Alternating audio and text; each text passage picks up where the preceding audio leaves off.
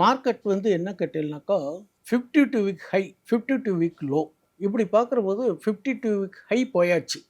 இப்போ அதே மாதிரி லோக்கான டிஸ்டன்ஸ் ரொம்ப நெருங்கி வந்துட்டோம். இந்த 52 வீக் லோக்குனா போன வருஷம் மார்ச் மாதம் 21,782 சம்திங் அந்த இதில் இருந்தது. இப்போ வந்து 22,720 ரேஞ்சில் நிஃப்டி இருக்கு. ரொம்ப பெரிய தொலைதூரம் கிடையாது. இன்னொரு 700, 800 பாயிண்ட். திடீர்னு மார்க்கெட் மனசு வச்சு ஏதாவது ஒரு ஈவெண்ட்ஸ் ஒன்று காமிச்சு, எதையோ ஒன்று காமிச்சு தடக்குன்னு கொண்டாலும் கொண்டு கவர் பண்ணலாம். ஸோ மார்க்கெட்டில் வந்து இந்த கேப் இருக்குது பார்த்தீங்களா, ஒன்றா ஹையர் கேப் அல்லது லோயர் கேப். இப்போ இந்த இயர் வைஸ் பார்த்தீங்கன்னாக்கா இப்போ நியர்பை இந்த கேப் டு பி ஃபில்டு. அப்போது மார்க்கெட் எப்போ ஒரு கிளாரிட்டி கிடைக்கும்னா இந்த கேப்பை ஃபில் பண்ணி திரும்பினாலும் திரும்பலாம்.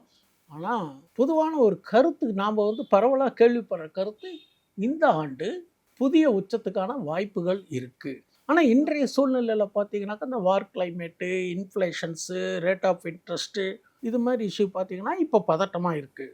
கடந்த காலத்தில் பார்த்தீங்கன்னாக்கா மார்க்கெட் பார்த்து 7-8 முறை இந்த மாதிரி 48%, 30% இப்படிலாம் வந்திருக்கு. நம்ம கோவிட் மாதிரியான கடுமையான காலத்தெல்லாம் கூட சந்தை இறங்கிட்டு திரும்பி புதிய உச்சத்துக்கு வந்திருக்கு. இது சந்தை. போத் பை அண்ட் செல் இருக்கும், டிமாண்ட் அண்ட் சப்ளை இருக்கும்.